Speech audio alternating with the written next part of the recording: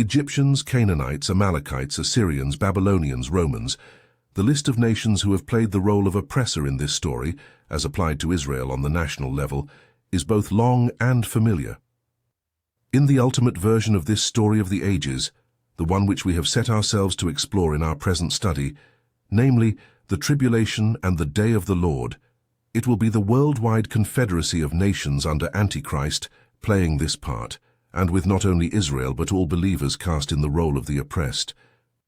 The tribulation will constitute the judgment phase, with the second advent of the Messiah as the time of restoration, followed by the millennium, wherein the world will see an over and above replacement under the righteous rule of Christ, unprecedented in human history, both for its miraculous nature and for the intensity of its blessings.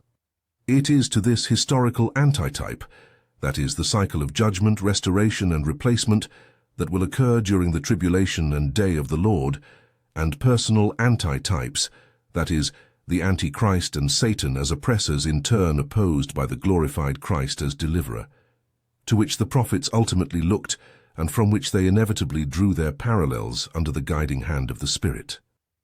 Old Testament prophecy, therefore, is not all over the map for anyone who knows how to read the map. Rather, these future references are deliberately and divinely designed elucidations of the contemporary situations the prophets were confronting. Since, more often than not, these situations involved impending judgment upon the nation for apostasy, one of the most frequent points of analogy to be found in the likes of Isaiah, Jeremiah, and Ezekiel, etc., is the tribulation and subsequent events, that is, the day of the Lord paradigm. It is for this reason that we have indulged ourselves here in a somewhat detailed discussion of these matters, one which it may well be that some will find challenging to digest at first take. But it is essential to digest these things, for the prophecies concerned constitute an invaluable font of information about the end times, the very subject of our present study. Biblical sources for the end times.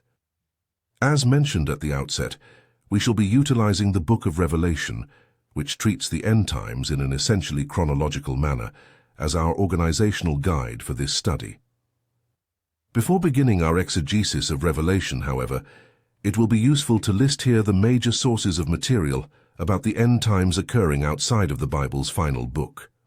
Of necessity, this sketch will be in the manner of a quick overview in order to provide a sense of what material there is and where it is to be found. Obviously, time and space do not permit here a complete outline, not to mention exegesis, of all the books and chapters listed.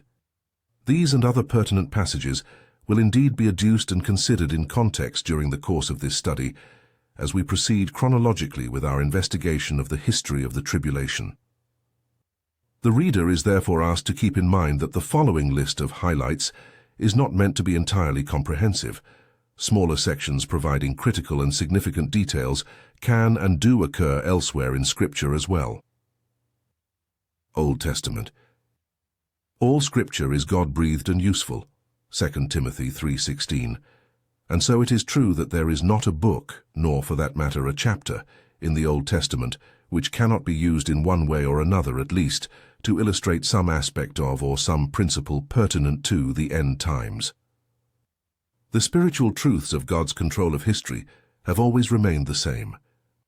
There are, however, some parts of the Old Testament which need to be singled out here, either for their notable concentration of prophetic information about the tribulation and the following day of the Lord, or for the very close paradigms they provide to the events of this coming era.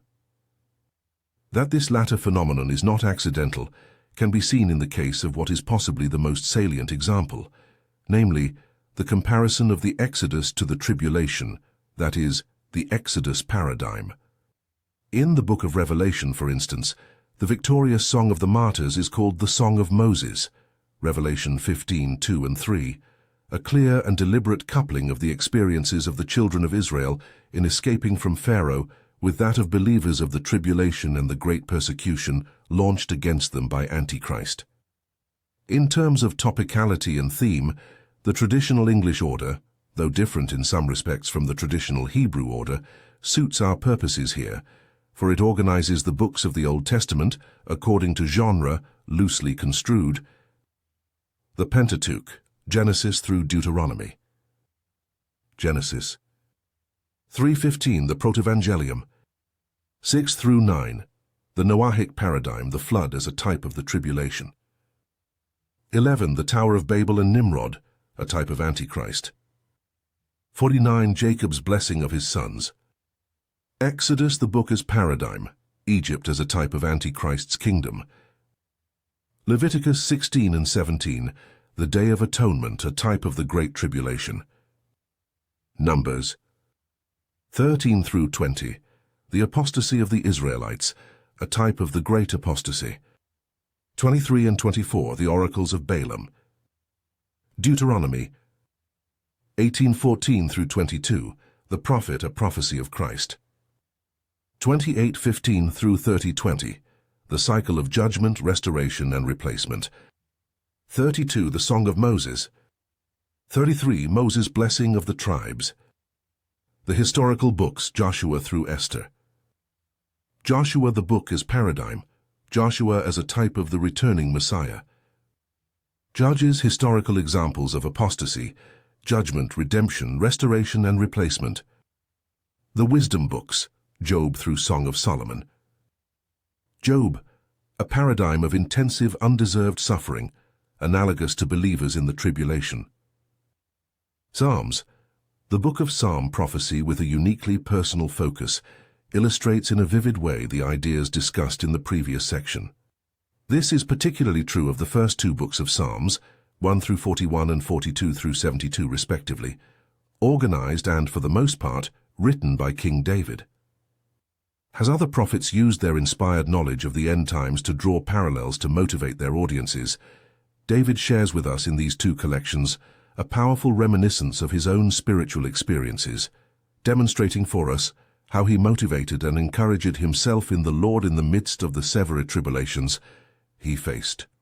A significant part of this self-motivation comes from his inspired concentration upon future events, that is, looking forward to the Messiah and his kingdom.